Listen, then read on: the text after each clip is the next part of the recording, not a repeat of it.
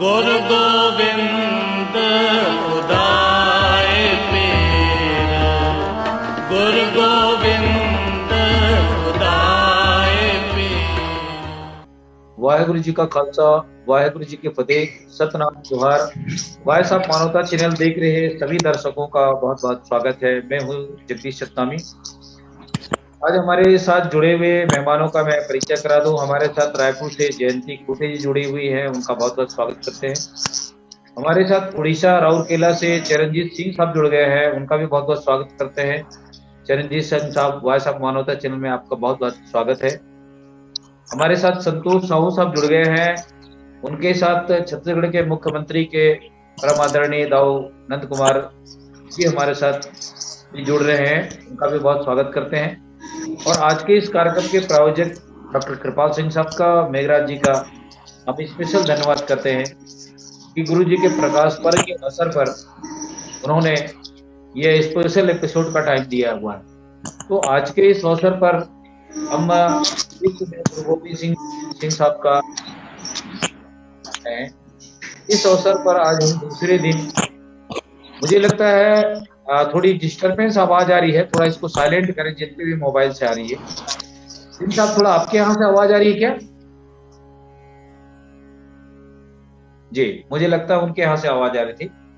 तो मैं आज की इस परिचर्चा को आगे बढ़ाने से पहले जो कल हम लोगों ने चर्चा की थी गुरु गोविंद सिंह सच्चे पातशाह दसम गुरु जी की जीवनी पर, उनकी कुर्बानियों पर, और आज हम उनके ही 4 साहिबजादों की कुर्बानी पर, उनके जीवन पर, उनकी प्रेरणा पर हम आज चर्चा करेंगे।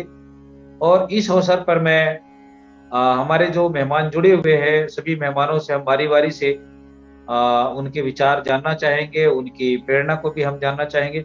हमारे साथ शैलेंद्र कौशल जी जुड़े हुए हैं। कौशल जी, अगर आप हमारे चैनल में जुड़े हैं तो आप स्क्रीन पे आ जाएं कृपया, ताकि हम आपसे रूबरू हो सके और आपके विचारों को भी हम जान सकें और हमारे दर्शकों तक आपके विचारों को साझी कर सकें।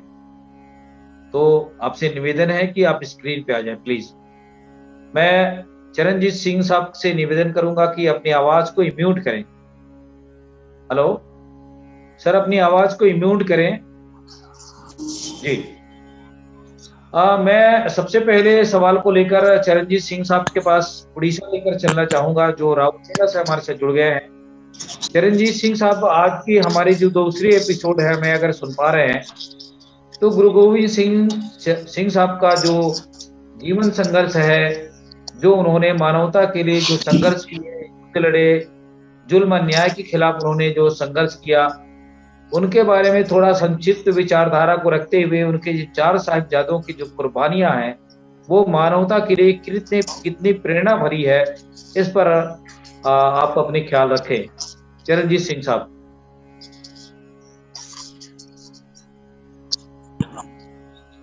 हाँ जी, वाहिगुरु जी का खालसा, वाहिगुरु जी की फतेह जी।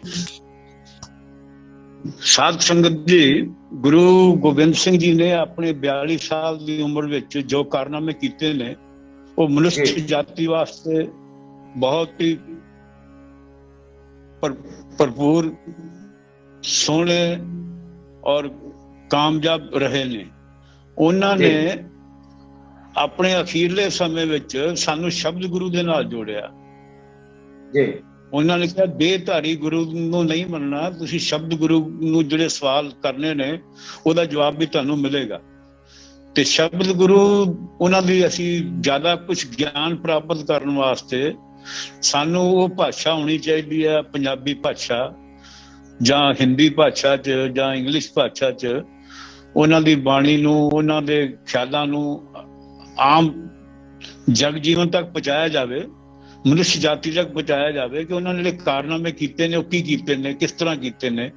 उन्हां दे बच्चों का बलिदान बहुत वड्डा है, लेकिन असी समाज तक नहीं पहुंचा सके।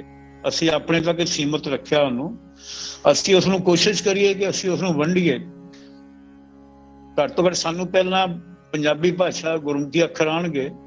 दुनिया की सब तो सौखी, सब तो अमीर विरसे वाली भाषा है, लेकिन असी उसनूं गरीब बना दिता है।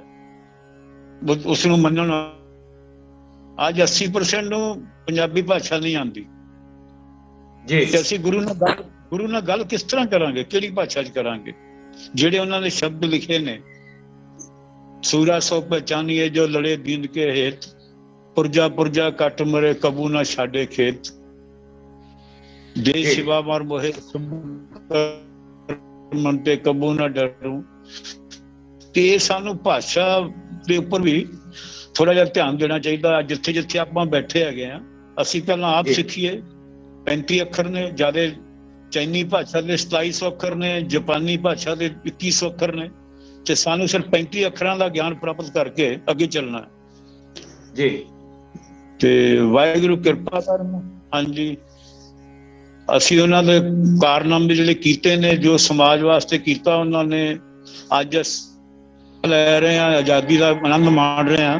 ਤੇ ਗੁਰੂ ਗੋਬਿੰਦ ਸਿੰਘ ਦਾ, ਉਹਨਾਂ ਦੇ ਬੱਚਿਆਂ ਦਾ ਬਹੁਤ ਵੱਡਾ, ਸਾਹਿਬਜ਼ਾਦਿਆਂ ਦਾ ਪਰਉਪਕਾਰ ਹੈ जी। वाहिगुरु जी का खालसा, वाहिगुरु जी की फतेह। जी, बहुत शुक्रिया चरणजीत सिंह साहब। आपके पास हम फिर से दोबारा लौटने की कोशिश करेंगे अगले सवालों को लेकर। हमारे साथ बाकी मेहमान अभी नहीं जुड़ पाए हैं और उनसे हम जवाब सवाल के लिए जो हमारी जो तैयारी है, हमारी जो चर्चा आज की प्रमुख रूप से है, मैं जयंती खुटे जी आप स्क्रीन पे आ जाएं और आज की इस परिचर्चा पर संक्षिप्त विचार अपने हमारे दर्शकों तक रखने की कोशिश करें। क्योंकि जो हम आज दूसरे एपिसोड में हम गुरु साहिबान के 4 साहिबजादों की कुर्बानी जो समाज के लिए कितनी प्रेरणा भरी है, तो इस पर आपको जो भी जानकारी है वो साझी करें। क्योंकि कल हम लोगों ने जो चर्चा की थी वो गुरु गोविंद सिंह साहब के खालसा पंथ की स्थापना को लेकर थी, उनकी जुल्म अन्याय के खिलाफ जो युद्ध लड़ने की थी, और इस प्रकाश पर्व के अवसर पर मानवता का उनका जो संदेश था उस पर था। तो बहरहाल हम उनके जो 4 साहिबजादों की कुर्बानी को लेकर जो हम आज विचार साझी करने की कोशिश कर रहे हैं, तो जिस ढंग से गुरु गोविंद सिंह साहब की जो सच्ची और मानवता और परोपकार और कल्याण के लिए जो उनका संघर्ष रहा है, उसी के पद चिन्हों पर उनके 4 साहिबजादों ने भी चल करके अपने आप को छोटे से उम्र में सच के खातिर कुर्बान हो गए, शहीद हो गए। ऐसे महान गुरु के महान पुत्रों को, बलिदानी बच्चों को हम आज याद कर रहे हैं उनके प्रकाश पर्व के अवसर पर। तो मैं जयंती खोटे से रिक्वेस्ट करूंगा कि उनके इस कुर्बानी पर समाज के ऊपर में आज के परिदृश्य में कितना सार्थकता है, हमें बताने की कोशिश करें। जयंती जी। नमस्ते sir. Voice of metal channel को मेरा धन्यवाद जी। तो मैं बहुत ज्यादा इसके बारे में पढ़ी नहीं हूँ, तो मैं कुछ बोल नहीं पाती, कुछ बहुत जानकारी नहीं है। तो जी मैं तो कुछ ऐसे कमेंट्स नहीं कर पाऊंगी जो नहीं, जो भी जिस ढंग से जो हमारा सवाल आपसे है कि गुरु गोविंद सिंह साहब ने ऐसे बच्चों को, सूरवीर बच्चों को जो जन्म दिया, जो सतनाम के खातिर सच की राह में चलने के लिए मानवता को जो संदेश दिया है, यही उनकी कुर्बानी है। क्योंकि उनको धर्म कबूल करने के लिए जो औरंगजेब थे, उन्होंने इन बच्चों को तरह तरह से बहलाया, फुसलाया और उनको जिंदा दीवार में चुनवा दिया। अब आप समझ सकते हैं कि छोटे बच्चों को जो खेलने खाने का उम्र है, उनको कितनी ज्ञान रही होगी कि जो उनके दादा और उनके पिता जो सच के खातिर समाज के कल्याण के लिए जो काम कर रहे थे, उससे ये न तो डरे न सहमे, और उन्होंने अपने आप को कुर्बान करने को मंजूर हो गए, लेकिन झुकना मंजूर नहीं किया। तो ये शहादत मानवता के लिए मिसाल है और प्रेरणा है हम सब लोगों के लिए। इसीलिए आज की इस परिचर्चा को हम लोगों ने शामिल भी किया है, क्योंकि मेन स्ट्रीम की मीडिया ना तो गुरु गोविंद सिंह साहब के इस प्रकाश पर्व के अवसर पर, ना उनके विचारों को, ना उनकी जीवनी पर कोई मीडिया न दिखाई है, न दिखाने की कोशिश है। मुझे तो लगता है कि जितने भी जो मीडिया है या जो चैनल्स है, उनको इनके विचारों को अगर लेके जाएं तो मानवता के लिए एक प्रेरणा भरी बातें हो सकती है। बहरहाल जयंती खुटी जी, शुक्रिया। आपको जानकारी नहीं है, मगर मैं आपसे रिक्वेस्ट करूंगा कि आने वाले समय में गुरु गोविंद सिंह साहब के 4 साहिबजादों की जीवनी को आप पढ़ें तो आपको बहुत बड़ी प्रेरणा मिलेगी। गुरु गोविंद सिंह साहब की जीवनी को भी आप पढ़ें, उनसे भी आपको प्रेरणा मिलेगी। तो मैं आपसे रिक्वेस्ट करूंगा कि आप समय निकाल कर जरूर उनके इतिहास को पढ़ने की कोशिश करेंगे। मैं चरणजीत सिंह साहब के पास फिर से लौटना चाहूंगा हमारे और मेहमानों के आते तक, क्योंकि हमारे साथ आज सिंह साहिबानों का जो संख्या है वो काफी कम है, क्योंकि हम आज के इस परिचर्चा को हम विस्तार के रूप में लेके जाना चाहते हैं। और जो 4 साहिबजादों की बच्चों की कुर्बानी का समाज के अंदर में क्या मिसाल हुआ, क्यों ऐसी उनको ये इस रास्ते में चलना पड़ा, ये हमारे लिए बहुत बड़ी प्रेरणा है। तो मैं चरणजीत सिंह साहब के पास दोबारा कोशिश करूंगा कि गुरुओं के इन महान बच्चों का जो बलिदान है वो समाज में कितना प्रेरणादायी है। चरणजीत सिंह साहब अपने विचार साझे करें। वाहिगुरु जी की फतेह। सर,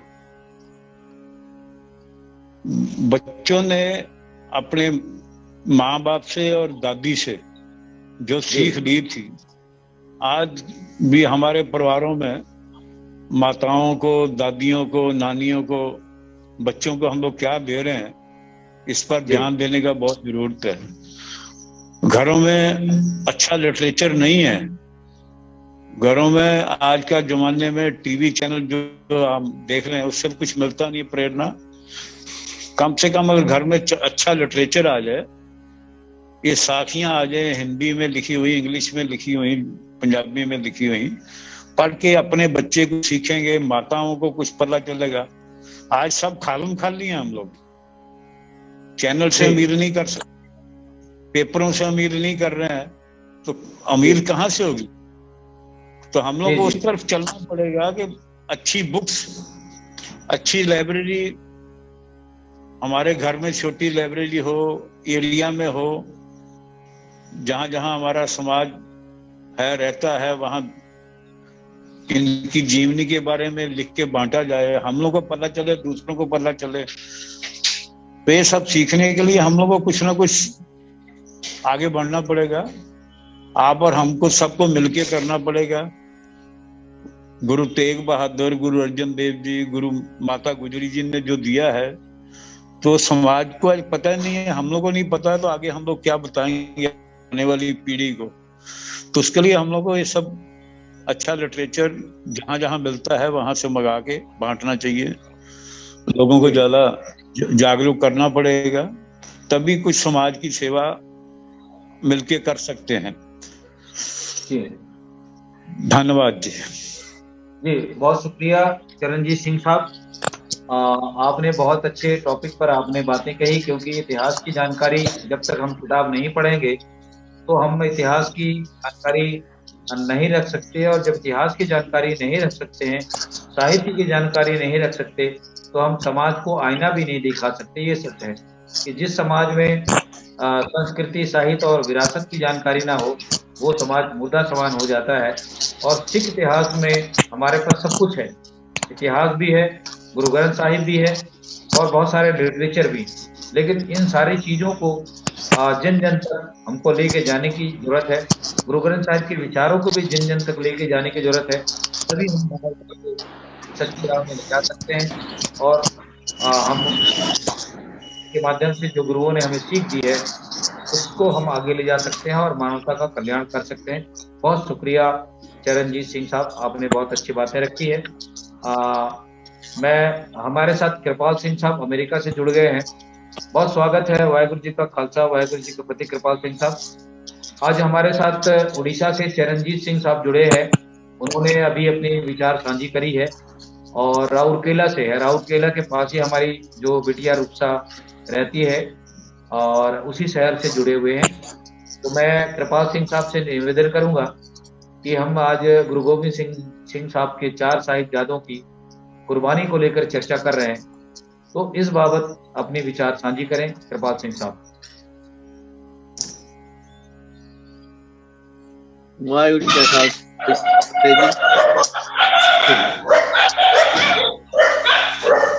चरणजीत सिंह साहब अपनी आवाज को इमोट करें, आपके यहाँ से आवाज आ रही है कुत्तों की। जी ਪਹਿਲੇ ਤੇ ਸਾਰਿਆਂ ਨੂੰ ਵਾਹਿਗੁਰੂ ਜੀ ਕਾ ਖਾਲਸਾ ਵਾਹਿਗੁਰੂ ਫਤਿਹ, ਨਮਸਤੇ, ਸਲਾਮ, ਜੋ ਵੀ ਤੁਹਾਡਾ ਪਿਛੋਕੜ ਹੋਵੇ. But I think the important thing to remember over here is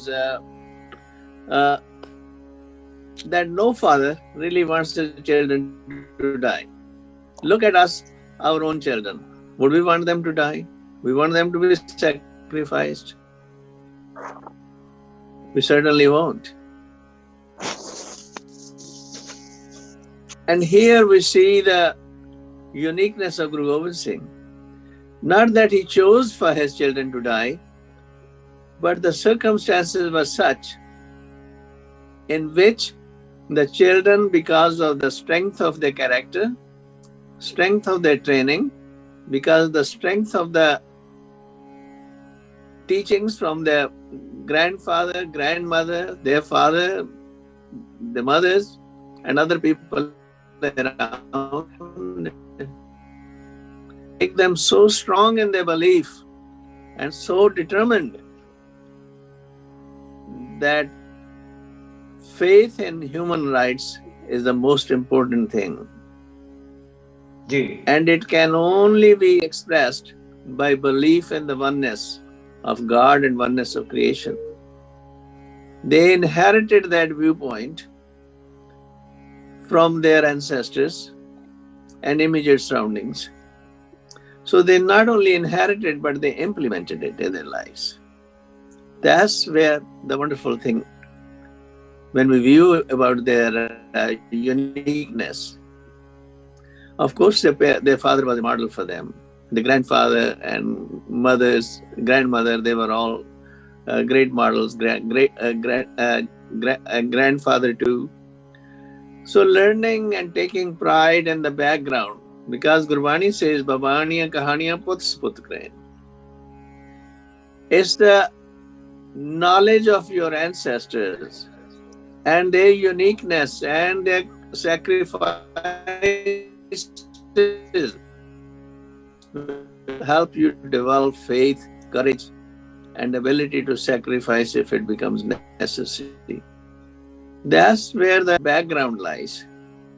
So the two sons, elder ones, in the Chamkaur di Gadi, which was a small fortress, when they saw the 46 which were with Guru Gobind Singh Sahib, that they are one by one dying for the cause of the humanity.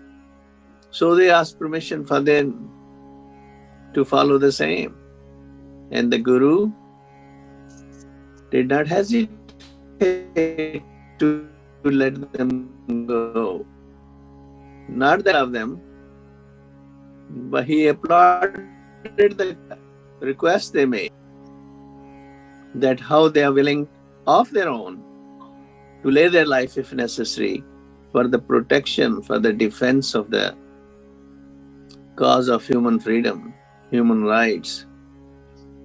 And so that's where the uniqueness lies in their background and character. First, the older brother Ajit Singh fought with many and died.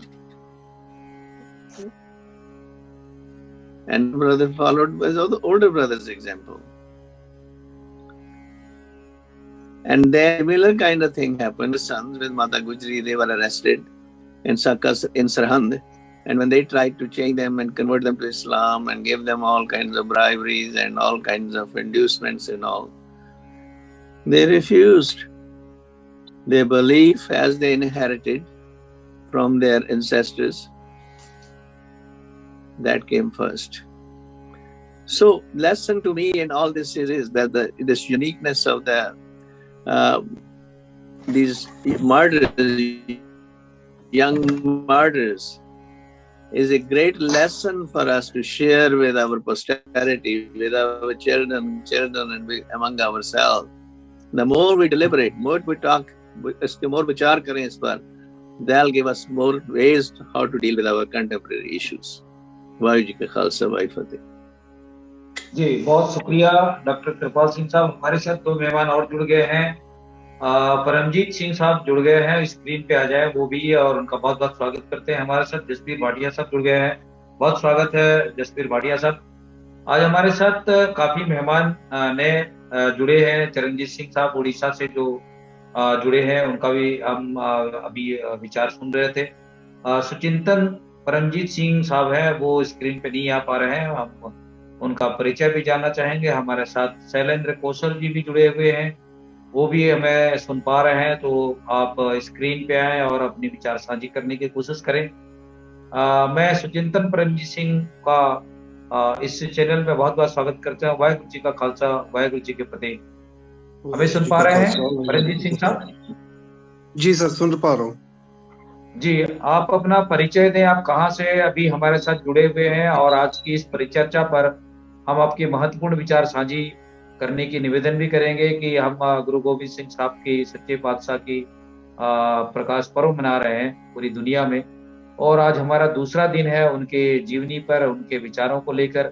आज हम उनके 4 साहिबजादों की कुर्बानियों को लेकर भी हम आज इस चर्चा में हिस्सा लिए हैं और चर्चा चल रही है। तो इस पर गुरु गोविंद सिंह साहब के प्रकाश पर्व के अवसर पर, उनके जीवनी पर और उनके 4 साहिबजादों की कुर्बानियां जो हमारे समाज के लिए कितनी प्रेरणा भरी है, इस पर हमारे देखने सुनने वालों को आज के इस लाइव प्रोग्राम में अपने विचार साझी करें। और सबसे पहला तो आप अपना परिचय भी हमारी साझी करें। जी, परमजीत सिंह साहब। वाहिगुरु जी का खालसा, वाहिगुरु जी की फतेह। मैं परमजीत सिंह हूँ, लुधियाना से स्टेट बैंक ऑफ इंडिया में कार्यरत हूँ, सेवा कर रहा हूँ। और जहाँ तक गुरु गोविंद सिंह जी के 4 साहिबजादों की कुर्बानी की बात है, तो गुरु गोविंद सिंह जी के, जैसे हम सभी जानते ही हैं कि 2 बड़े साहिबजादे चमकौर साहिब की जंग में शहीद हुए और छोटे 2 साहिबजादों को सरहंद की दीवारों में चिनवा के शहीद कर दिया गया। जो बड़े साहिबजादे चमकौर साहिब की जंग में शहीद हुए, उस समय भी अगर आप देखें तो उन्होंने जुल्म के खिलाफ, अत्याचार के खिलाफ, जो उस टाइम मुगल राज था, उनकी तरफ से अत्याचार किए जा रहे थे, जो मजलूम थे, उनकी रक्षा करने के लिए, उनकी आवाज को बुलंद करने के लिए उन्होंने 10 लाख की जो सामने फौज थी मुगल सेना, उससे मुकाबला किया। और ये एक ऐसी जंग थी, एक ऐसा युद्ध था जिसमें दोनों तरफ से कोई आपस में समानता नहीं थी। एक तरफ गुरु गोविंद सिंह जी, उनके 2 साहिबजादे, 5 प्यारे और लगभग 33-34 सिख, तो टोटल 40 के आसपास सिख थे जो चमकौर की गढ़ी में थे। और दूसरी तरफ 10 लाख मुगल सेना थी जो आक्रमण कर रही थी। तो उन 10 लाख की सेना को देखकर भी वो जरा सा भी विचलित नहीं हुए, जरा सा भी घबराए नहीं, और सबसे आगे आकर उन्होंने पिता गुरु गोविंद सिंह जी को बोला कि हम जंग में जाना चाहते हैं। छोटी छोटी उम्र थी, 17-18 साल के आसपास बाबा अजीत सिंह जी की उम्र थी, 14 साल के आसपास बाबा जुझार सिंह जी की उम्र थी। इस उम्र में उन्होंने जो रण कौशल दिखाया, बिना घबराए हुए और बिना किसी डर के, वो अपने आप में सराहनीय है, अद्वितीय है। बाकी चर्चा में थोड़ी देर बात करता हूँ। जी जी, बहुत शुक्रिया परमजीत सिंह साहब, आप लुधियाना से हमारे साथ जुड़े हैं और आज के इस लाइव डिबेट में आपकी ये बहुत परिचर्चा बहुत महत्वपूर्ण होगी। हम आपके पास फिर से लौटेंगे, बहुत शुक्रिया आपका। मैं जसबीर भाटिया साहब के पास मैं फिर से अमेरिका की ओर जाना चाहूंगा। जसबीर भाटिया साहब, आज की इस परिचर्चा पर जो हमारी जो 4 साहिबजादों की कुर्बानियों को लेकर हम आज चर्चा कर रहे हैं, ये मानवता के लिए प्रेरणा भरी तो है ही, लेकिन उनकी विचारों को अगर हम मीडिया के माध्यम से जन जन तक लेके नहीं जाएंगे तो हमारी मानवता और आज की जो युवा पीढ़ी है, युवा नस्लें हैं, वो कहीं ना कहीं गलत रास्तों के ऊपर भटक जाएंगी। इसलिए हम लोगों ने वॉइस ऑफ मानवता चैनल की ओर से हिंदी पर इस विषय को आज लेने की कोशिश की है, क्योंकि पंजाबी भाषा में भी अगर हम बहुत सारे चैनलों पे चर्चा तो चलती है, विचार भी साझे होते हैं, लेकिन हिंदी भाषी क्षेत्र जो छत्तीसगढ़ का या मध्य प्रदेश का बहुत बड़ा इलाका है, उसमें हिंदी में चर्चा करने की भी जरूरत है। तभी हम इस विचारों को उन तमाम देशवासियों तक, तमाम यूथ लोगों तक, बेटियों तक हम ले जा सकते हैं। इसलिए हम लोगों ने आज की इस महत्वपूर्ण चर्चा को लगातार 2 दिन डिबेट में लाने की कोशिश की है। तो मैं आपसे निवेदन करूंगा कि कल भी आपने बहुत महत्वपूर्ण विचार साझी की है, तो आज हम 4 साहिबजादों की जो प्रेरणा भरी जो इतिहास है उसको लेकर साझी करें, ताकि हमारे जो यूथ जनरेशन है वो उससे प्रेरणा लेकर नई रास्ते पे जा सकें, सच के रास्ते पे जा सकें, ईमानदारी और सच्चाई परोपकारी के रास्ते पर जा सकें। उनका ये कुर्बानी हम सब लोगों के लिए प्रेरणा बने।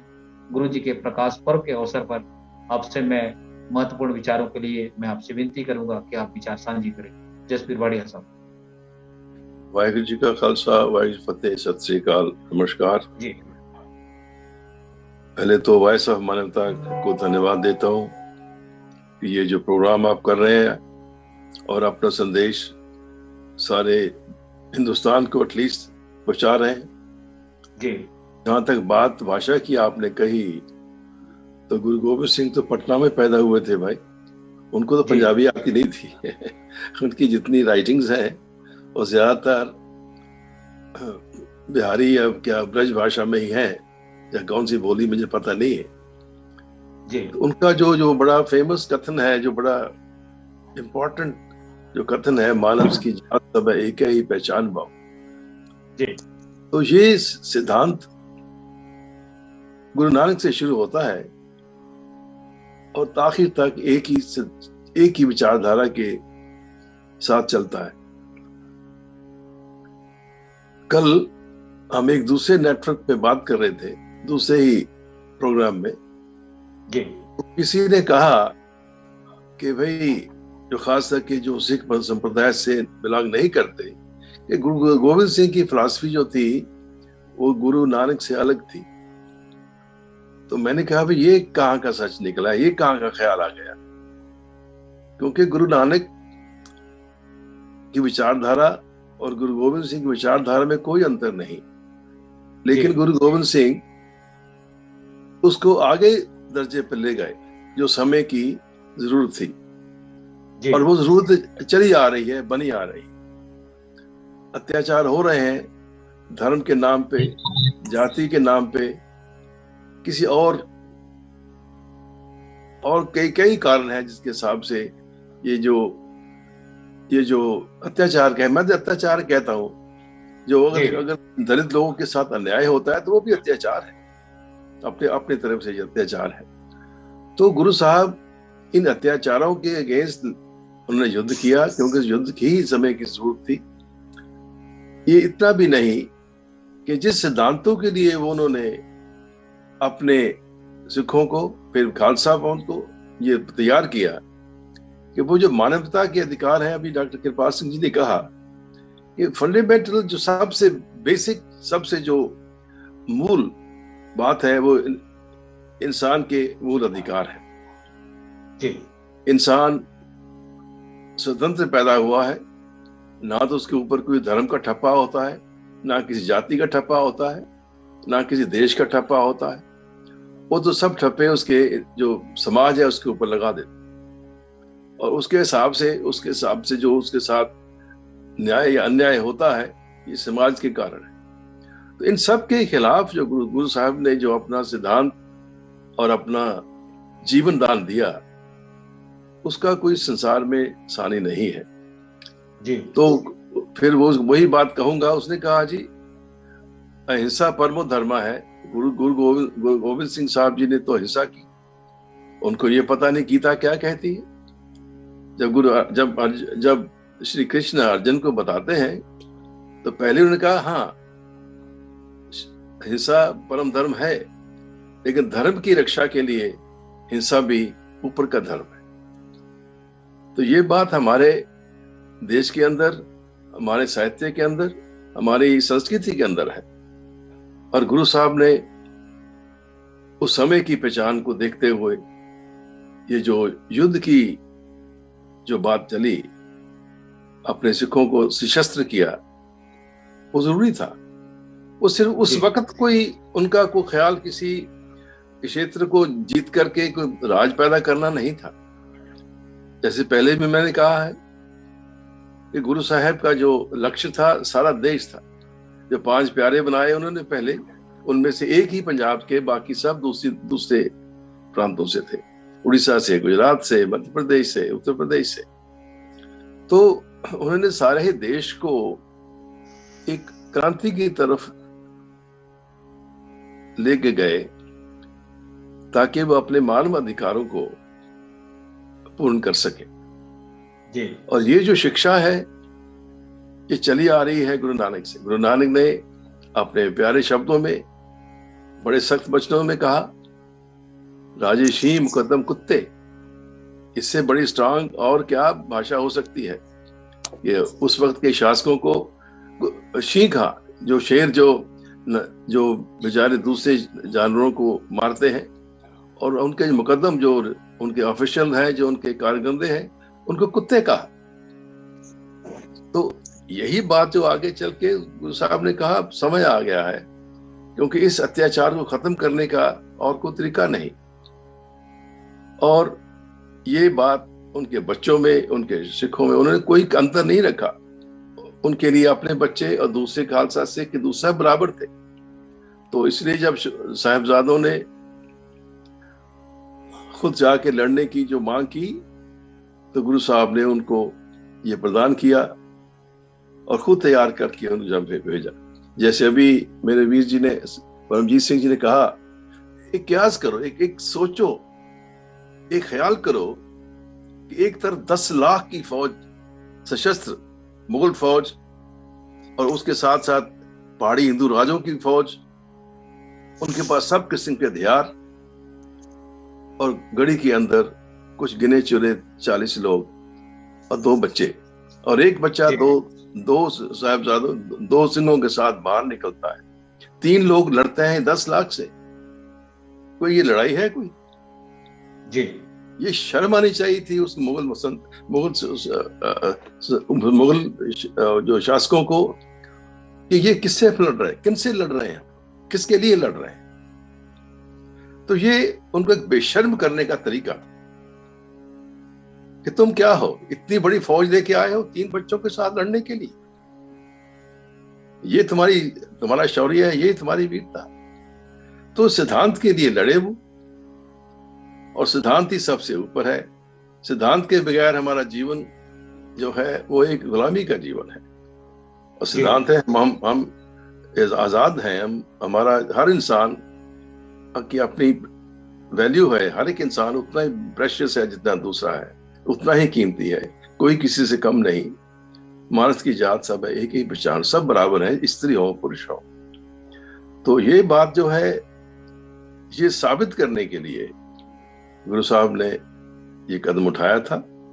और ये उस वक्त की बात ही नहीं, जो आगे चल के, जो गुरु साहब के बाद 1708 को वो चले गए, सिर्फ 42 साल की उम्र। उसके बाद जो पंजाब के अंदर सिखों ने युद्ध किए हैं, छोटे छोटे टोलों में बट के मिसलें बनी।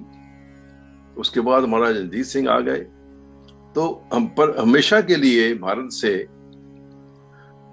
उन लुटेरों को निकाल भगाया उन्होंने, जो भारत पे हमले करते, हमारा लूटमार करते, हमारी बीवियों, हमारे बच्चों को, हमारी लेडीज को, हमारी महिलाओं को चुरा के ले जाते, हजारों के तादाद। सैकड़ों साल ये होता रहा, और हमारे देश की महिलाएं बाहर कहीं मिडिल ईस्ट में कहीं जाके बिकती रही गुलामों को जिंदगी के लिए। आप समझ सकते हैं, मैं ज्यादा नहीं कह सकता। जी।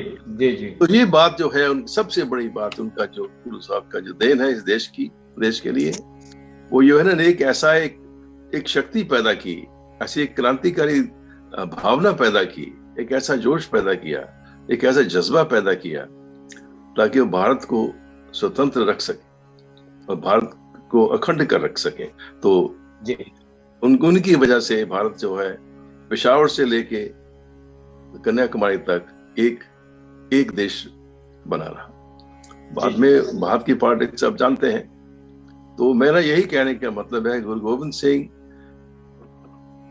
एक सिर्फ महावीर नहीं थे, महासंत थे, और उनकी जो उनका जो व्यक्तित्व है, उसका कोई सानी संसार में नहीं। जी। तो यही इन बातों से क्षमा चाहता हूँ। बहुत शुक्रिया जसबीर वाडिया साहब, आपने बहुत ही मार्मिक और इमोशनल भरी बातों के साथ में हमारे आज की इस परिचर्चा को साझी किया है। बहुत शुक्रिया आपका। हम आपके पास फिर से लौटने की कोशिश करेंगे ऐसे विचारों को लेकर आज की इस परिचर्चा को। हमारे साथ उड़ीसा से कुमारी रूपसा भी जुड़ गए हैं, उनका भी हम बहुत स्वागत करते हैं। रूपसा हमें सुन पा रही हैं? जगदीश जी, वो आज बोल नहीं पाएगी, वो थोड़ी सी ठीक नहीं है, लेकिन सुन रही है। जी, बहुत अच्छी बात है। हमारे साथ शैलेंद्र कौशल भी बहुत देर से जुड़े हुए हैं। शैलेंद्र जी, आप हमें सुन पा रहे हैं तो स्क्रीन पे आए और अपने विचार साझे कर सकते हैं। तो बहरहाल हमारे साथ आप जुड़े हैं, तो आप अपना परिचय भी दें, कहाँ से जुड़े हैं। और हम आपसे रिक्वेस्ट करेंगे कि आप हमारे इस चैनल में अगर आप आए हैं तो अपने विचार साझे कर सकते हैं। मैं हमारे साथ टी.आर. कुडे साहब भी जुड़ गए हैं, उनका भी बहुत धन्यवाद करते हैं व्हाट्सएप मानवता चैनल में। कुडे साहब, बहुत स्वागत है, स्क्रीन पे आ जाएं। उनके आने से पहले मैं चरणजीत सिंह उड़ीसा से जुड़े हुए हैं, राउरकेला से, उनसे रिक्वेस्ट करूंगा कि वो स्क्रीन पे आ जाएं। चरणजीत सिंह जी, हेलो। चरणजीत सिंह भी हमें हमारे स्क्रीन पे नहीं आ रहे हैं। मैं परमजीत सिंह से निवेदन करूंगा कि वो स्क्रीन पे आ जाएं। सिंह साहब, परमजीत सिंह साहब, अभी हमारी चर्चा को और ज्ञान की इस महत्वपूर्ण चर्चा को डॉक्टर कृपाल सिंह साहब ने, जसबीर भाटिया साहब ने अपनी बातें रखी है और जयंती कुटे ने भी रखा है। तो मैं आपसे दोबारा फिर से आपसे रिक्वेस्ट करूंगा कि जिस ढंग से जसबीर भाटिया साहब ने अपनी बातों को रखा है कि उनका जो जीवन है, जो कुर्बानियों का जीवन है समाज के लिए, प्रेरणा भरी जो बातें हैं, वो बहुत अच्छात्मक, व्याख्यात्मक रूप से बातों को रखा है कि वाकई में ये सोचने वाली मजबूर है, ये समाज को सोचने पर मजबूर करता है कि 10 लाख सेना से 40 लोगों का लड़ना, ये जुल्म और अन्याय के खिलाफ, अस्मिता के खिलाफ, स्वाभिमान के खिलाफ लड़ाई था। ये हमारे लिए, आज के लिए, ये समाज में बहुत बड़ी मिसाल है। तो इस पर हम जानना चाहते हैं कि गुरु साहिब के जो 4 बच्चों ने कुर्बानी देकर, युद्ध में लड़कर और औरंगजेब के इस अन्याय अत्याचार के खिलाफ लड़कर जो कुर्बानियां दी हैं, वो आज के परिप्रेक्ष्य में समाज के लिए कितनी प्रेरणादायी है। और इस इतिहास की सच्ची जानकारी से आज भी लोग अनभिज्ञ हैं। तो इस पर अपने विचार साझे करें। परमजीत सिंह साहब, अपनी आवाज को इम्यूट करें, पहली तो अपनी आवाज इम्यूट करें सब। जी, बहुत बहुत धन्यवाद आपका जो आपने मुझे समय दिया है। मैं जो चमकौर की गढ़ी में जो युद्ध हुआ है उसकी थोड़ी सी डिटेल सभी से जरूर शेयर करना चाह रहा हूँ।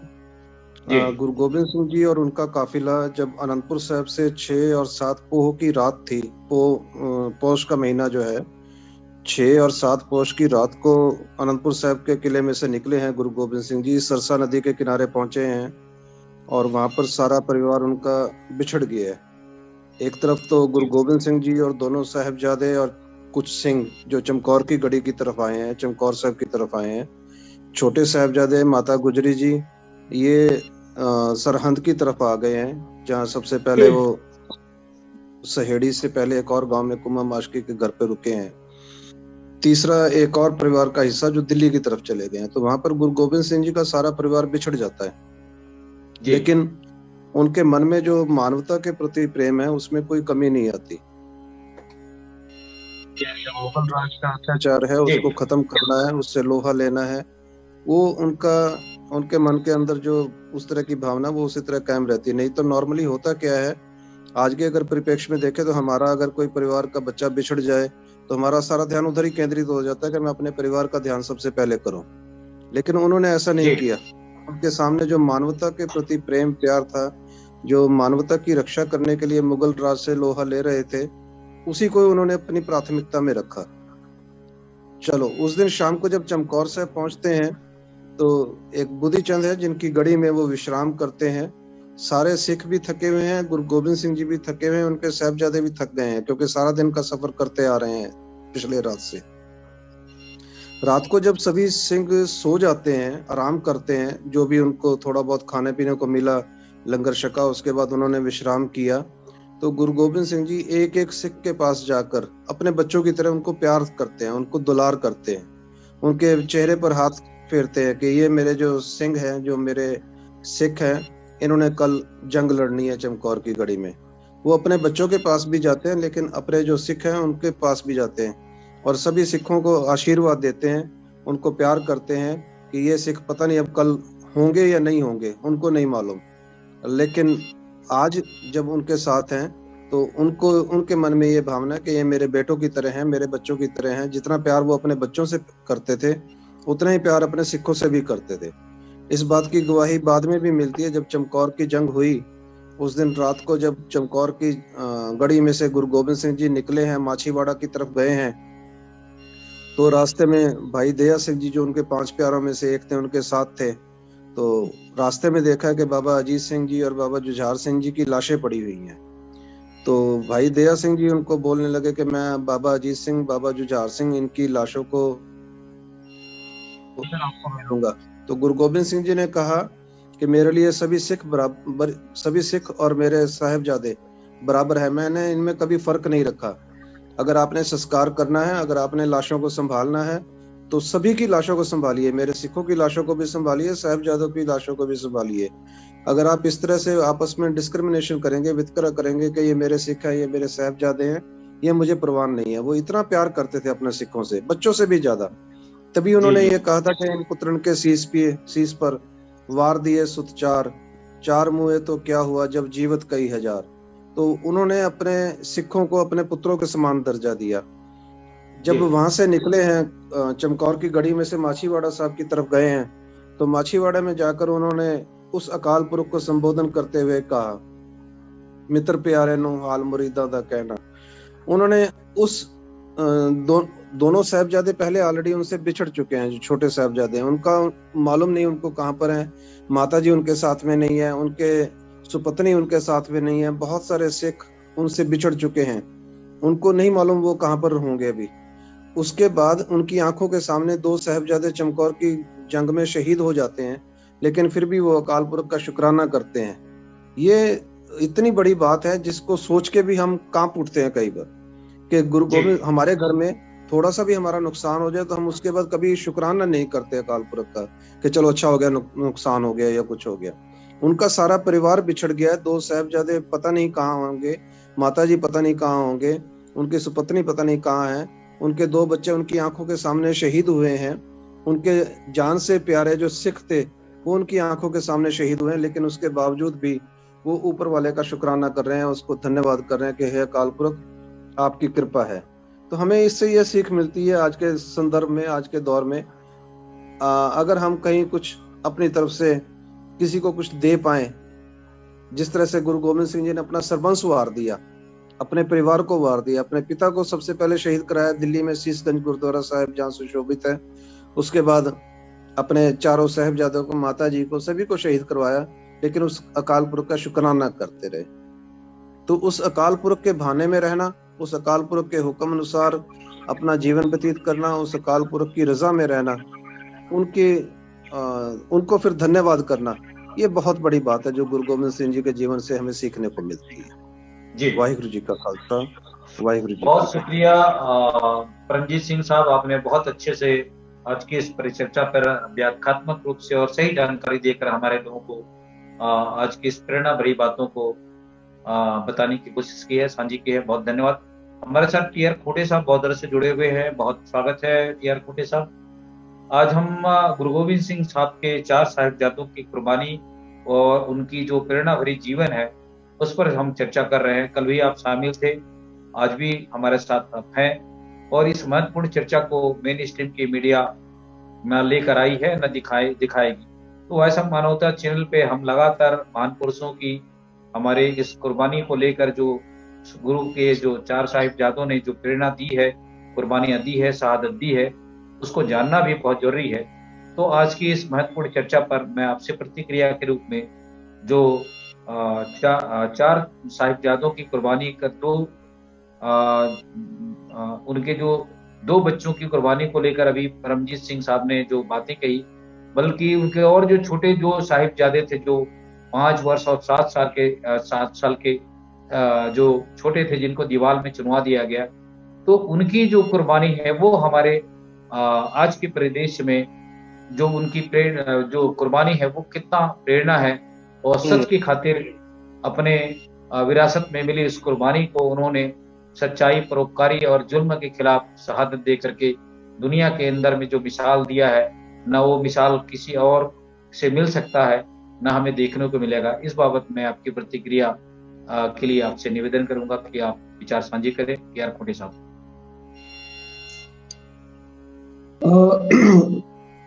मैं अभी परमजीत सिंह जी उनकी बातें सुन रहा था, बड़ा गंभीरता से मैंने सुना है। उनको बहुत बारीकियों से नॉलेज है, बहुत अच्छा नॉलेज है, उन्होंने बहुत अच्छी तरह से एक्सप्रेस किया है। कुर्बानी कुर्बानी ही नहीं, कुर्बानी एक आजादी का जश्न है। मैं इसको जश्न कहता हूं, आजादी का जश्न है। जब हम आजादी का सपना देखते हैं, अधिकार की सपना देखते हैं, तब एक कुर्बानी महत्व नहीं रहता। इसीलिए उन्होंने अपने बेटे को पूरे मने उसमें युद्ध के मैदान में किसी के साथ विभेद नहीं है। अपने फौज में जो प्यार पैदा होता है, ये जो उन्होंने बताया, अभी मैं भाटिया जी ने बहुत बता रहे थे, मैं उनको सुन रहा था, तो ये कभी भी डिफरेंस नहीं होता। यही महान लोगों की खासियत होती है। अगर वो डिफरेंस पैदा करते, मेरा बेटा है, मेरा वो है, या मेरा परिवार अलग, वो अपने परिवार को अलग देखते और बाकी फौजों को अलग देखते, तो फिर तो अंतर हो जाता। ये बातें गुरु तेग बहादुर भी किया करते। मैंने सिक्खी पंथ में ही ये सीखा गया। ये सतनाम आंदोलन का खासियत रहा है। मैं सतनाम आंदोलन के साथ बोलना चाहता हूँ, खास करके सारे सतनाम विचारधारा से जुड़े हुए लोग हैं, जिन लोगों ने सत्य को आह्वान किया है। सत्य को आह्वान किया मतलब कि अधिकार के प्रति जो गलत है, तो गलत के हम प्रति संघर्ष करने के लिए अपने कुछ भी कुर्बान करना पड़े, तो हम सत्य को रक्षा करने के लिए वो कुछ भी कर सकते हैं। ये उनकी ठान लिया है। इसीलिए मैं बार बार बोलता हूँ, उस दिन कल भी मैंने बोल रहा था, ये कुर्बानी के बारे में हम व्यक्तिगत रूप से बोलने के बजाय, कुर्बानी कुर्बानी होती है, आजादी का जंग है। ये आजादी की लड़ाई है। आज देखिए कौम आजाद है, इसीलिए आजाद है, सभी से आजाद है। एक तरह से आजाद नहीं, केवल मुगल शासकों से आजाद नहीं हुआ, बल्कि हिंदू प्रथा से भी उन्होंने अपनी मुक्ति पा लिया। सबसे बड़ा विवेचनकारी जो हिंदू प्रथा था, दोनों से मुक्ति मिल गया उनको। यही रास्ता जो साध सतनामी लोग भी बोलते हैं, हिंदू तुरक के बीच सतनामी कहा हुआ। हिंदू तुरक के बीच उस समय ये दोनों थे, उनके बीच में उन्होंने सतनाम आंदोलन को जो करने वाले लोग हैं, दोनों के बीच किया। दोनों की बुराइयों को उन्होंने स्वीकार नहीं किया। कबीर ने तो यहां तक कहा कि यदि तो उससे पैदा हुआ है तो पेट से सुन्नत करा के क्यों नहीं आया। मैंने ये बातें उन्होंने मुगलों के बारे में भी कहा, किसी को छोड़ा नहीं। ये सत्य के बोलने वाले लोगों में जो सच्चाई को जो बोलते हैं, तो उनमें कोई लार लपेट नहीं होता। हम लार लपेट अगर करते हैं, हम सच्चाई को नहीं मानते। तो ये खासियत बात है। और मैं जब गुरु गोविंद सिंह जी के पुत्रों, चारों पुत्रों की बात आ रही है और इनकी बात हो रही है, तो जो कुर्बानी की बात चल रही है, इसके ऊपर तो उनकी बहुत अच्छा नॉलेज है, उनको अच्छी जानकारी है। उन्होंने परमजीत सिंह जैसे बोले, भाटिया जी साहब बोले, तो ये मैं तो बाकी उनका सुन नहीं पाया, मैं थोड़ा लेट था इसलिए, क्योंकि आज मैं गया था एक आंदोलन में, किसानों का आंदोलन चल रहा है छत्तीसगढ़ में। यहाँ पर भी किसानों के साथ में ज्यादती हो रही है। 15 साल से उनकी जमीन ले लिया गया है राजधानी के नाम पर। मैं इससे बता रहा हूँ ये घटना, मैं वहीं गया था मोहद्दीबद में, इसलिए थोड़ा लेट आया। लेट आने पर मैं देखा कि मैंने आपका मैसेज है, इसलिए मैंने ज्वाइन कर लिया। और मैं भी आज ज्वाइन करने के इसमें नहीं था, फिर भी मैंने ज्वाइन कर लिया। तो मैं वहीं से रैली से आ रहा हूँ। वहाँ कम से कम 5 से 7 हजार लोग इकट्ठे हुए हैं और बड़े पैमाने पर ये चर्चा चल रही थी। तो 15 साल से जमीन, 15 से 20 साल से जमीन को ले लिया गया है और सस्ते दाम में लिया गया। आज तक सरकार जमीन को लेकर रोड तो बना दिया, पैसा खर्च कर दिया, रोड बना दिया, लाइट लगा दिया, लेकिन कोई शिफ्ट नहीं किया। सारे के सारे जितने जिन्हें मंत्री संतरी अधिकारी हैं, सारे के सारे रायपुर में रहते हैं, शहर में रहते हैं, और वो जगह खाली पड़ा हुआ है। और बेचारे जिनकी जमीन छीनी गई है, मैं इसलिए बात बता रहा हूँ कि आज अन्याय अत्याचार को भी हमें इस बात का, जहां भी अन्याय अत्याचार हुआ है, सतनामी विद्रोह है, उसमें सबसे ज्यादा सतनामी लोग जो मैंने जिनकी जमीन छीनी गई है यहाँ पर राजधानी में, वो सबसे ज्यादा यही लोग हैं जिनकी जमीन को छीनी गई है। और भी बाकी लोग हैं, सभी लोग हैं, लेकिन ज्यादा की संख्या में इनकी है। 27 गांव है, 27 गांव अफेक्टेड है। तो 15 साल से जमीन लेके रखा हुआ है, कोई न तो खेती करने दे रहे हैं और ना उनको मुआवजा ठीक से दिए हैं। मुआवजा भी नहीं दिया, पैसा भी नहीं दिया, और उनका जमीन भी छीन लिया, उनकी रोजगारी भी छीन ली, और वो खुद भी निश्चित हो रहे हैं। केवल इंफ्रास्ट्रक्चर में खर्च करके करोड़ अरबों रुपये खर्च कर दिया, अरबों रुपया खर्च कर दिया उसमें, पूरे रोड बनाने में, लाइटिंग करने में और पेड़ लगाने में। यही काम चल रहा है। ये राजधानी का डेवलपमेंट। इससे पता चलता है कि जो विकास कार्य जो होता है, कैसे लोग मैंने बर्बादी किस तरह से होती इस राज्य का, उसको देखने का एक नजारा है, आपको देखने को मिलेगा। यही बातें आज उसी बात की विरोध कर रहे थे हमारे किसान लोगों ने, जो विरोध किया। ये भी एक चर्चा का विषय था जिसके ऊपर चर्चा हो रही थी कि पंजाब के बारे में। आज पंजाब को जिस तरह से बदनाम करने की कोशिश किया है, उसके ऊपर भी बड़े पैमाने में चर्चा हो रही है। ये भी एक विषय है। ये निश्चित रूप से हमें इन सारी बातों को ध्यान में देना होगा, क्योंकि हम केवल हमारे आदर्श पुरुष हैं, उनके गुणगान से ज्यादा वर्तमान परिस्थिति में भी क्या चल रहा है ये ज्यादा जरूरी है। और उस जंग मैदान में हमें भी किसी न किसी रूप में शरीक होना चाहिए। किसी न किसी रूप में हमें जो अन्याय अत्याचार हो रहा है उसको रोकने के लिए किसी न किसी रूप में हमें शरीक होना जरूरी है। आज ये बोल दिया कि पंजाब से बोलता है मैं वहां से भटिंडा में आकर के उन्होंने बोल दिया मैं भटिंडा जिंदा वापस आ गया। ये मैसेज दे देना, ये पूरी सिख कौम के लिए लोगों ने इसको, पूरी सिखी लोग हैं, पूरा पंजाब के लोग हैं, और पंजाब वहीं के पंजाब नहीं, वहां के सिखी लोग नहीं, पूरे वर्ल्ड के लोगों के लिए ये मैसेज है क्या कि मैं वहां से जिंदा आ गया।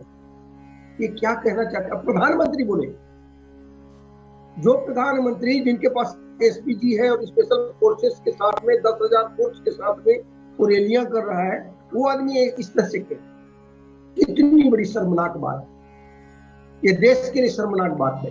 निश्चित रूप से इसके ऊपर हमें कंडेम करना चाहिए कि इस तरह की राजनीति नहीं होनी चाहिए।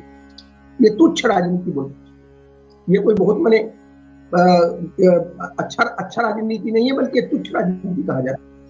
तो जिस तरह की जो बातें चल रही है, तो हमें सच्चाई को बोलने के लिए, सच को बोलने के लिए, चाहे जहां भी मौका मिलता है, तो मैंने वहां पर जाके काफी देर देखा, तो बेचारी भोले भाले लेडीज हैं, पूरे गांव के लेडीज हैं, पूरे आके बैठी हुई हैं, जेंट्स लोग बैठे हुए हैं, पूरे उनको अपने अधिकार के बारे में जानकार तो है। अभी किसान रैली से थोड़ी सी जानकार हुए हैं, लेकिन फिर भी डरे हुए थे, सहमे हुए थे कि उनको रात को पुलिस वालों ने वो 144 धारा, ओमिक्रॉन का बहाना लेकर के 144 धारा की बात करते रहे। तो लोगों ने बताया कि मुख्यमंत्री के बेटे का जन्मदिन मनाने के लिए ओमिक्रॉन को नहीं लाए, जैसे मोदी नहीं लाते।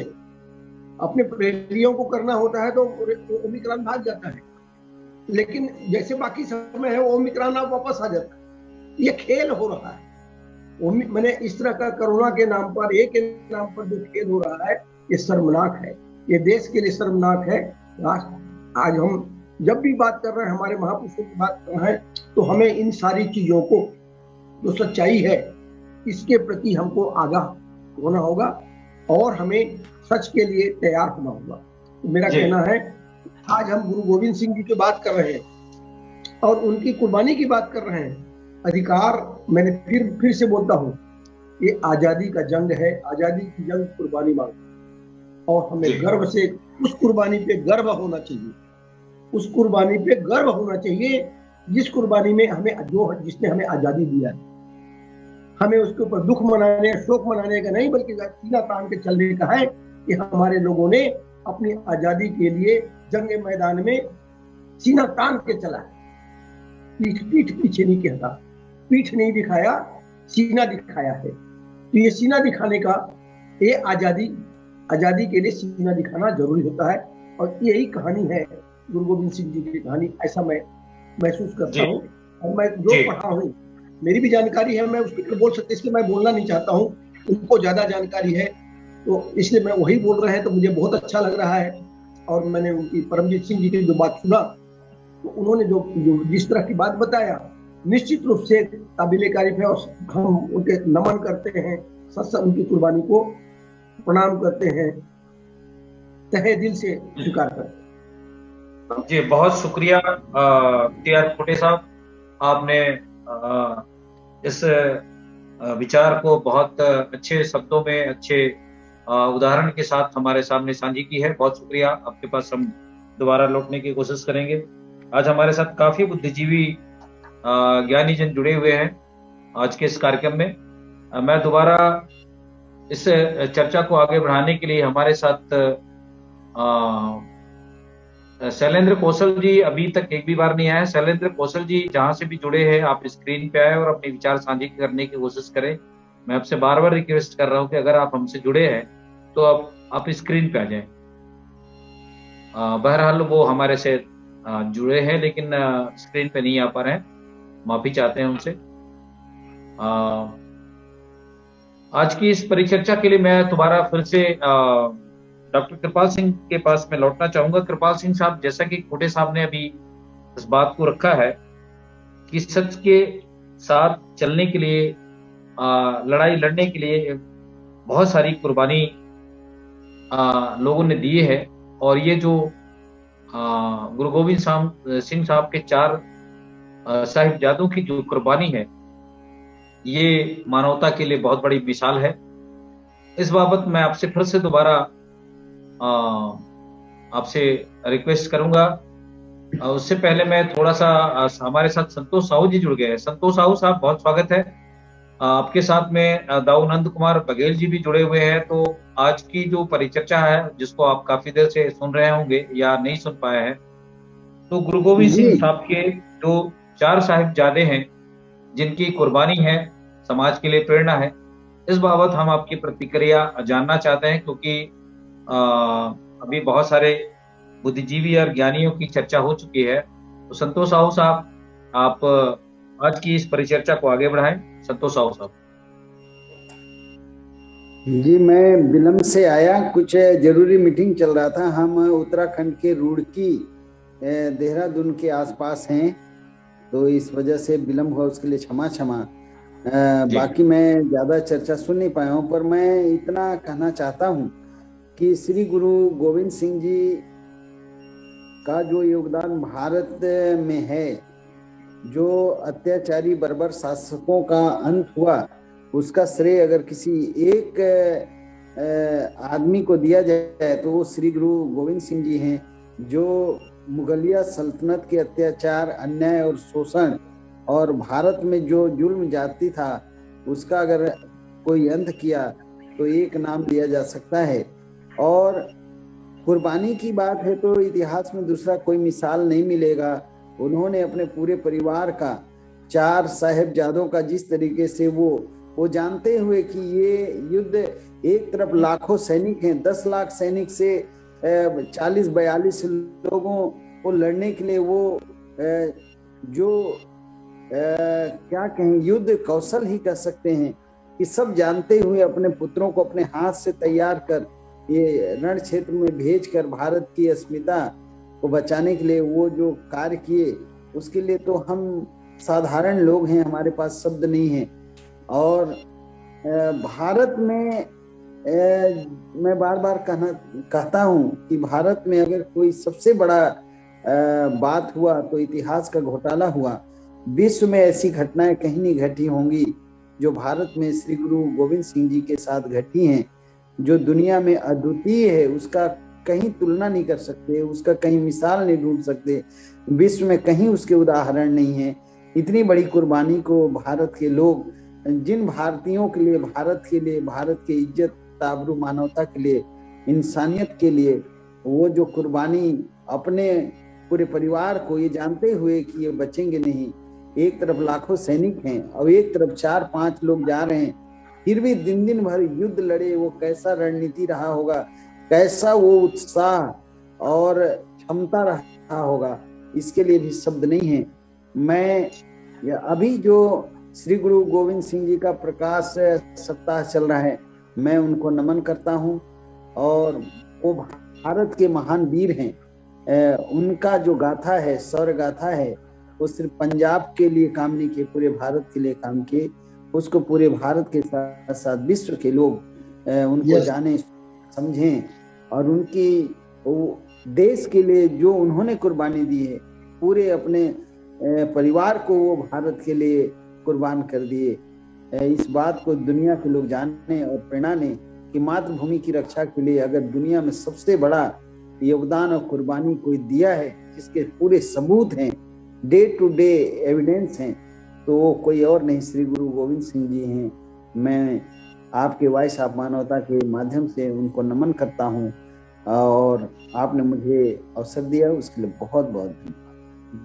बहुत शुक्रिया संतोष साहब, आपने आज की इस परिचर्चा को बहुत गंभीरता से, बहुत अच्छे शब्दों में गुरु गोविंद सिंह साहब के 4 साहिबजादों को और गुरु जी की इस कुर्बानी को, जो दुनिया में मिसाल है, उसको लाने की कोशिश की है। बहुत शुक्रिया आपका। हमारे साथ आज बहुत सारे विचारवान और ज्ञानी जुड़े हुए हैं, बहुत अच्छी वार्ता हो रही है, और मुझे लगता है कि आज की ये परिचर्चा बहुत महत्वपूर्ण होगी। मैं दोबारा हमारे साथ और जो मेहमान जुड़े हुए हैं, परमजीत सिंह साहब, आप स्क्रीन पे आ जाएं। आपसे मैं दोबारा फिर से आपकी प्रतिक्रिया लेने के लिए मैं आपसे निवेदन करूंगा। सर, जैसा कि अभी संतोष साहू जी ने कहा, उसको आपने सुना होगा, और खुटे साहब ने, जो हमारे छत्तीसगढ़ के हमारे काफी ज्ञानवान है और एक लेखक भी हैं, सामाजिक चिंतक भी हैं, तो उनकी बातों को भी आपने सुना। तो इस बाबत ये जो 2 मेहमान हमारे जो हिंदी भाषी क्षेत्र से हैं और गुरु गोविंद सिंह साहब के इतिहासों को पढ़ा है, उनके 4 साहिबजादों की कुर्बानी को पढ़ा है, तो इस बाबत मैं आपसे दोबारा आपकी प्रतिक्रिया जानना चाहूंगा कि ये सिर्फ सिख कौम की इतिहास की बात नहीं है, पूरी मानवता और पूरी समाज और पूरी कौम के लिए है और दुनिया के लिए मिसाल है। तो आपके मुखारबिंद से जो हमारी ये 2 मेहमानों ने जो बातें रखी है, और जिस ढंग से जोरावर सिंह 7 वर्ष और फतेह सिंह 5 वर्ष, ये नन्हे जो गुरु के छोटे साहिबजादे थे, जिनके वजह से उनके ही घर में भोजन और भंडारे में शामिल करने वाले गंगू नामक जो व्यक्ति है, वो किस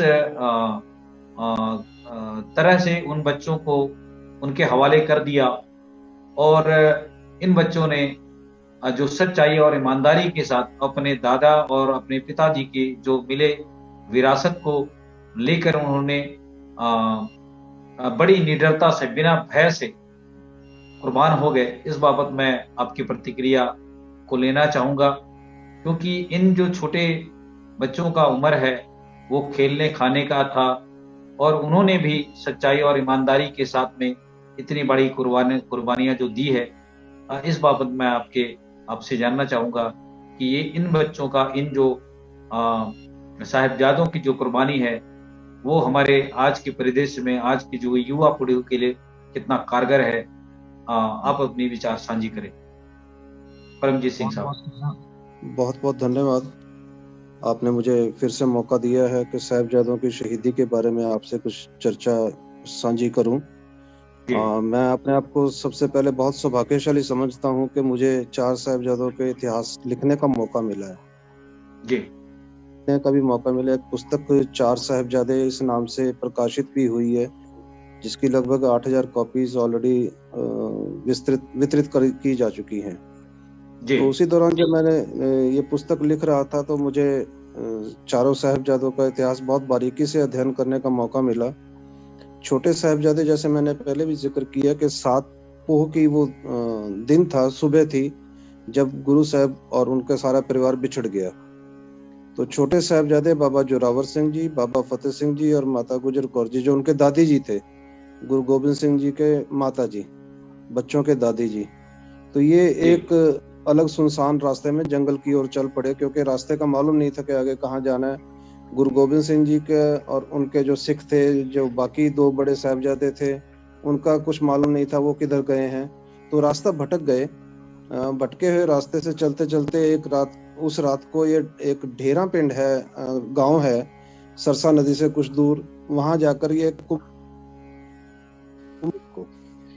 7 पो की बात कर रहा हूं मैं।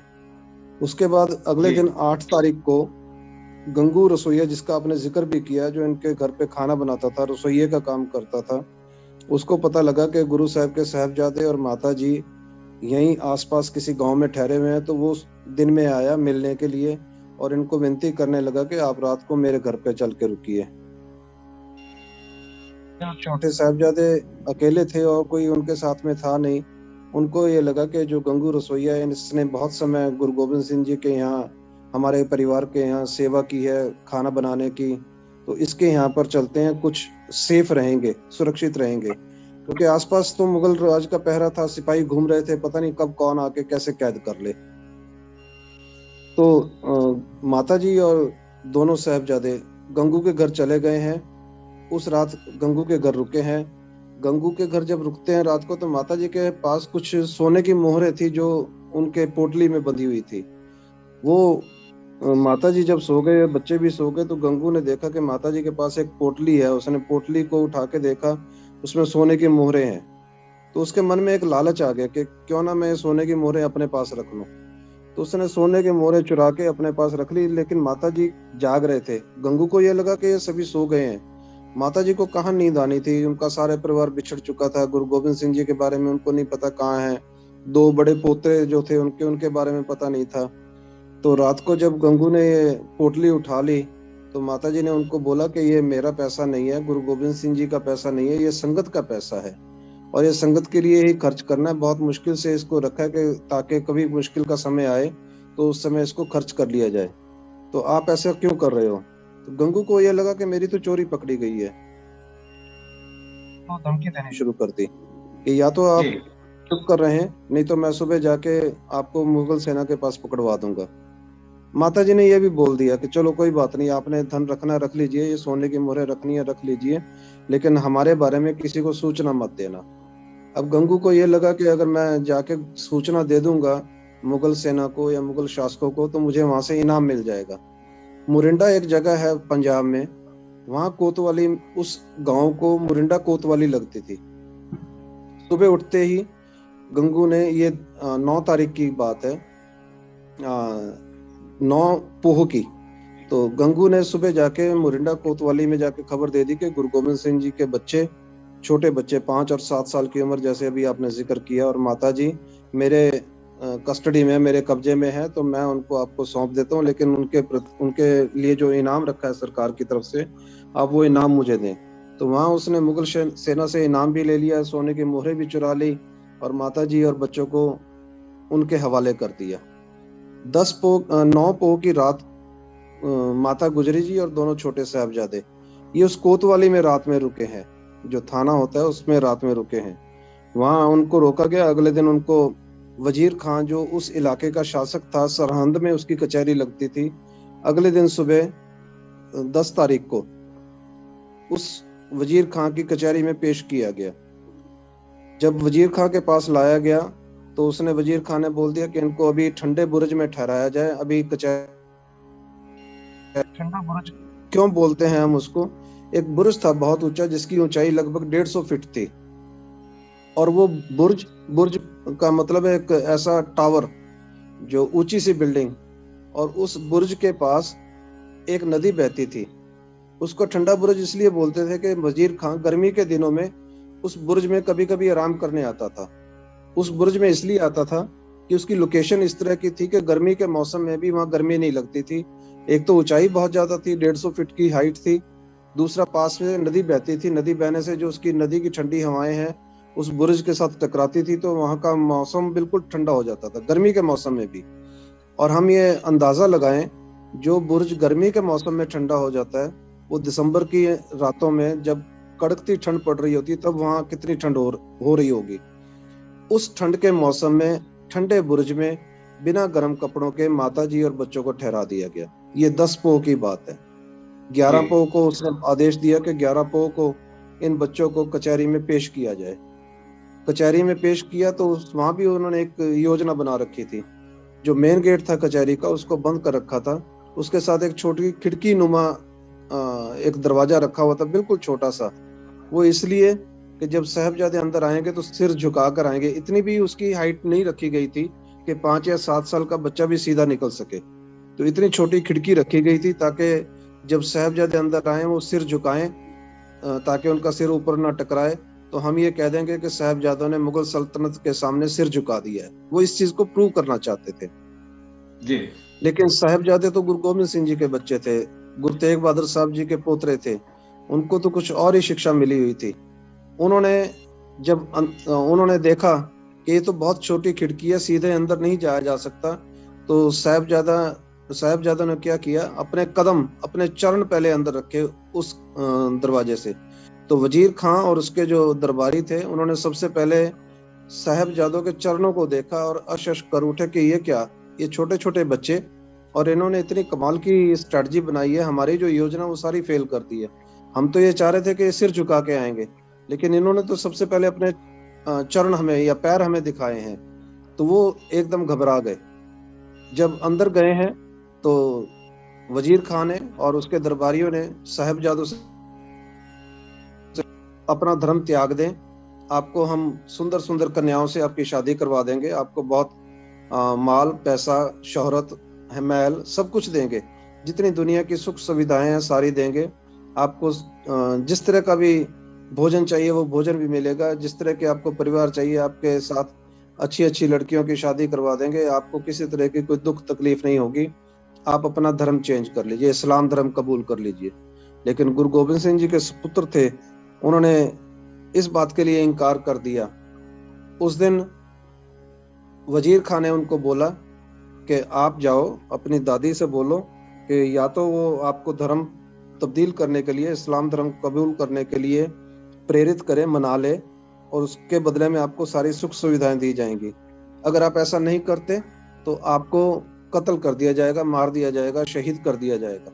तो आपको जो भी चीज इसमें से अच्छी लगती है वो आप अपने लिए प्रवान कर लें। साहबजादों ने बोला कि हम इस्लाम धर्म कभी कबूल नहीं करेंगे, अपना धर्म हमें अपनी जान से प्यारा है, मरना तो सभी को है एक ना एक दिन, आज या कल, तो क्यों अपना धर्म त्याग करके मरना, अपने धर्म में रहकर ही मरेंगे। अगर हमने शहीद होना है तो हम शहीद हो जाएंगे, हमें उसकी कोई चिंता।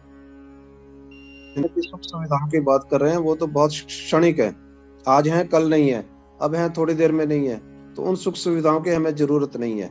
हमें तो अपना धर्म अपनी जान से प्यारा है, हम अपने धर्म में ही रहेंगे। कहा जाता है कि इतिहासकार लिखते हैं इसके बारे में कि हम ये मानते हैं कि उनको दीवारों में चुनवा के शहीद कर दिया गया। जब मैंने वो पुस्तक नहीं लिखी थी तो मेरा भी ऐसे ही मानना था कि गुरु गोबिंद सिंह जी के छोटे साहबजादों को दीवारों में चिनवा कर शहीद कर दिया गया। लेकिन उससे पहले जो उनके साथ अत्याचार हुए, जुल्म हुए, जो उनको तसीहे दिए गए, जो उनको कष्ट दिए गए, उनका वर्णन बहुत कम पुस्तकों में मिलता है। ऐसा पढ़ने में आया, इतिहासकारों ने ऐसा लिखा है कि जब साहबजादों ने वजीर खां की बात नहीं मानी तो उसने अपने दरबारियों को बोलकर इतने जुल्म उन छोटे छोटे साहबजादों पर किए, उनके हाथों की उंगलियों के ऊपर छड़ियां मारी गई। आप ये अंदाजा लगाइए, 5 साल 7 साल के बच्चे हमारे घरों में भी होते हैं, इतनी कोमल त्वचा उनकी होती है, लेकिन उस चीज का भी कभी उन्होंने परवाह नहीं की और उनके हाथों पे छड़ियां मारी गई, उनको पत्थरों से मारा गया, गुलेल में पत्थर रख के उनको हिट किया गया उनके शरीर को।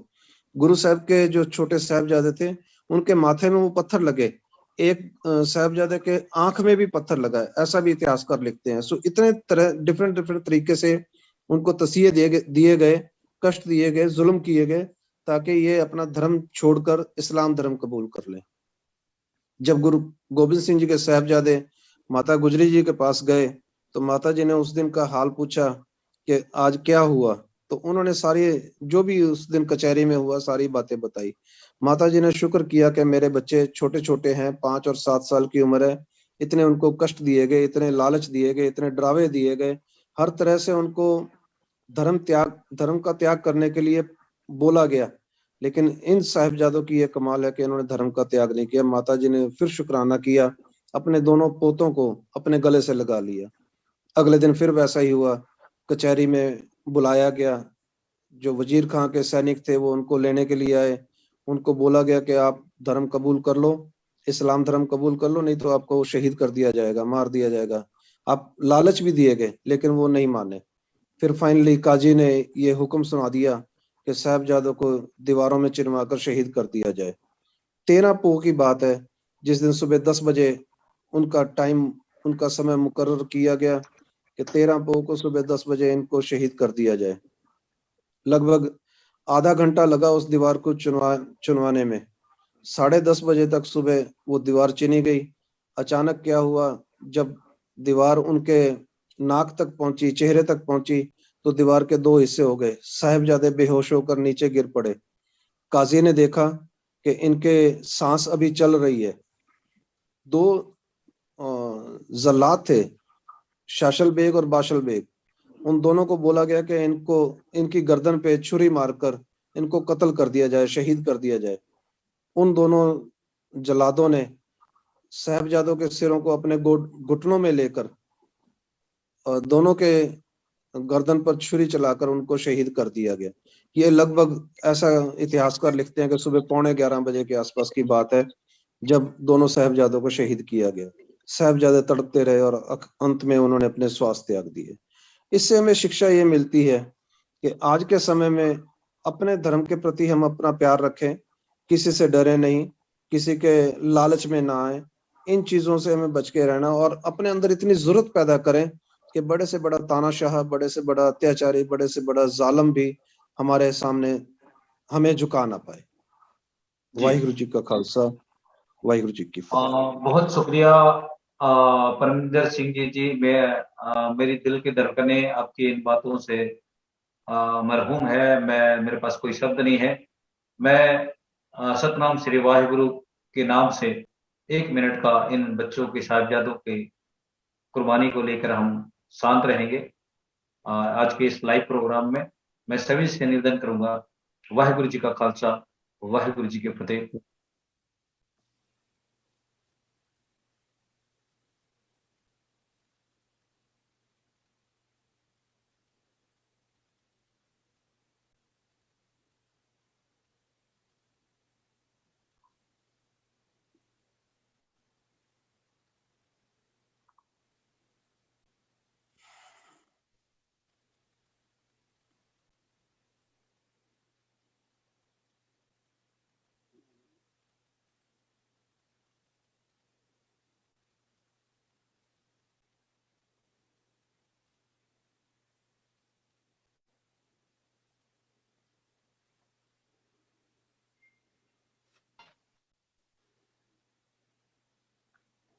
वाहिगुरु जी का खालसा, वाहिगुरु जी की फतेह।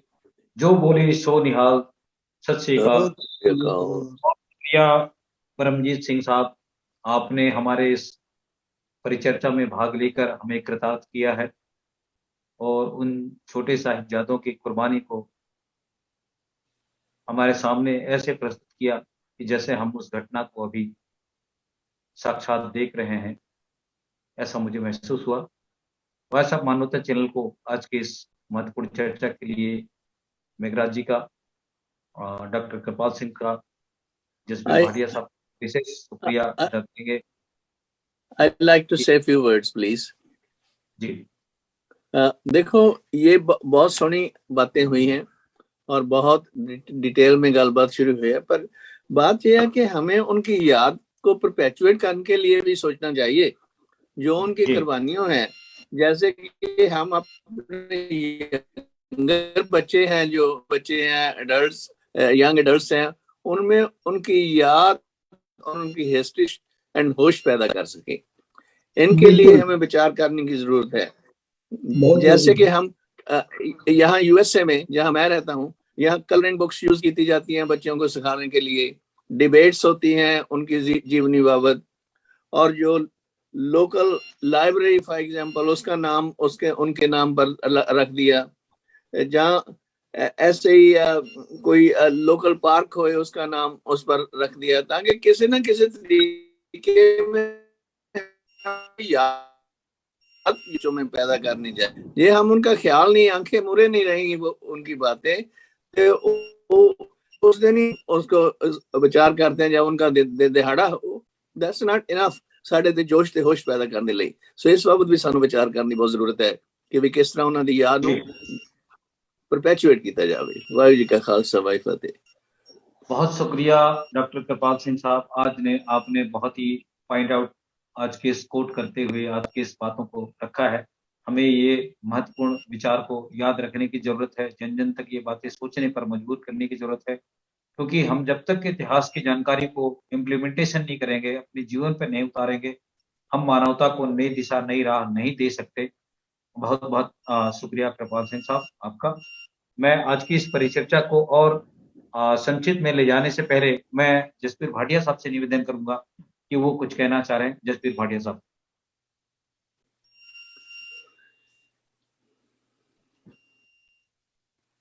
जसबीर भाटिया साहब अपनी आवाज पे।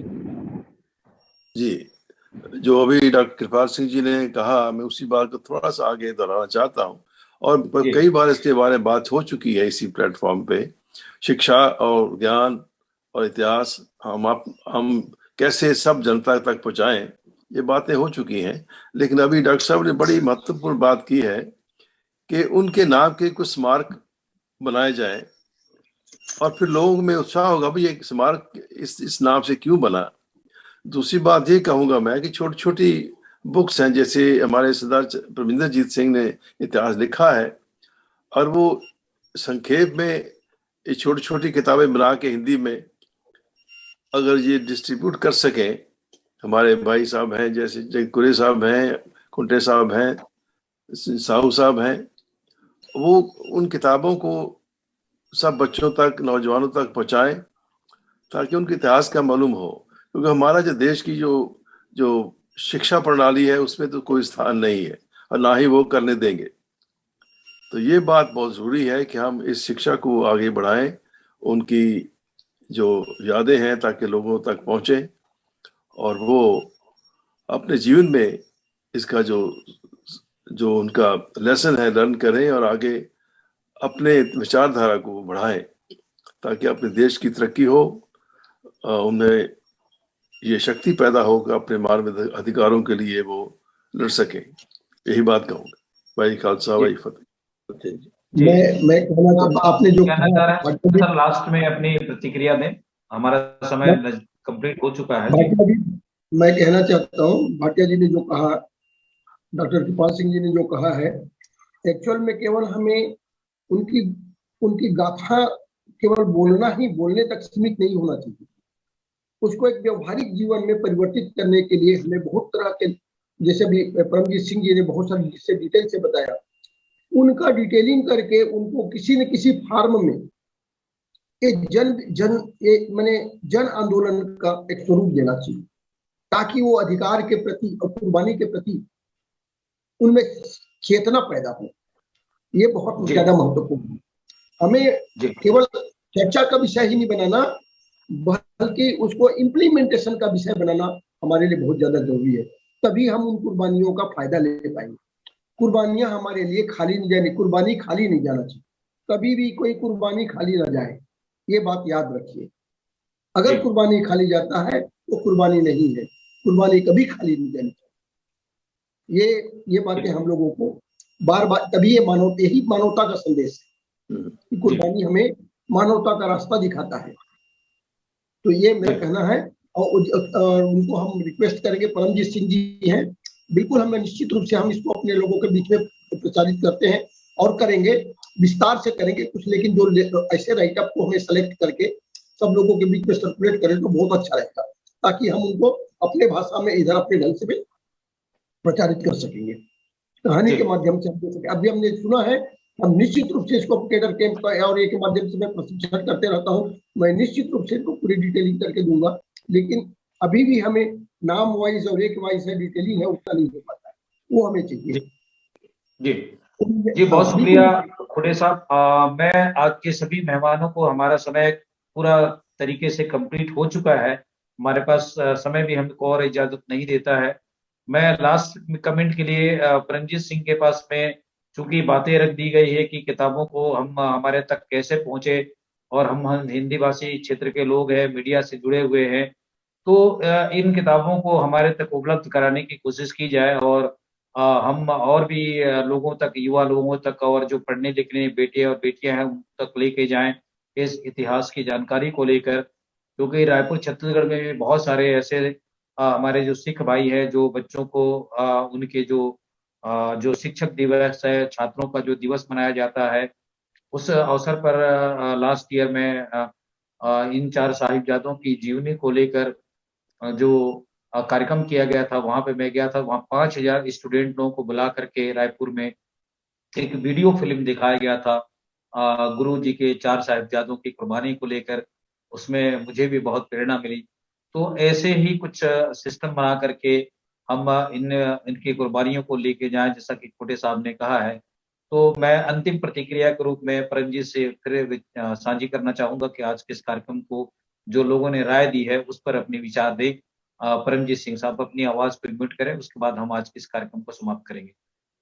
मैं अपनी तरफ से आपको आश्वासन देता हूँ, मेरी तरफ से जिस तरह की भी सहायता की, मदद की, सपोर्ट की जरूरत होगी मैं हाजिर हूँ।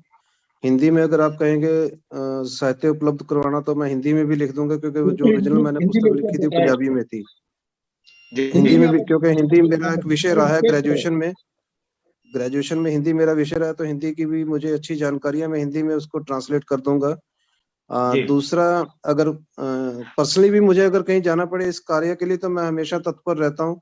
आप कहीं भी, कभी भी, कहीं किसी भी कार्यक्रम में जो 4 साहिबजादों की याद में हो, मुझे याद करेंगे, मैं हाजिर हो जाऊंगा। थोड़ा समय जी परमजीत सिंह जी, आपसे हम निवेदन करेंगे कि आप अपने मोबाइल नंबर हमारे साझी करें ताकि हम नोट कर सकें और पर्सनल आपसे बात भी कर सकें।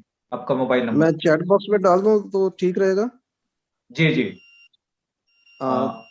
एक और चीज जो साहिबजादों के बारे में मैं बोलना चाह रहा था, जितनी भी कुर्बानियां हुई हैं, चाहे गुरु तेग बहादुर साहब जी की कुर्बानी है, या उससे पहले गुरु अर्जन देव पातशाह जी ने कुर्बानी दी है, या साहिबजादों की कुर्बानी है, शहादतें हैं, इन सभी का जो बेस है वो गुरु तेग बहादुर साहब जी की पंक्ति है उच्चारण की हुई गुरबाणी में, वो इस सभी का बेस लगता है मुझे। वो पंक्ति यह है कि भय काहू को देत न भय मानतान।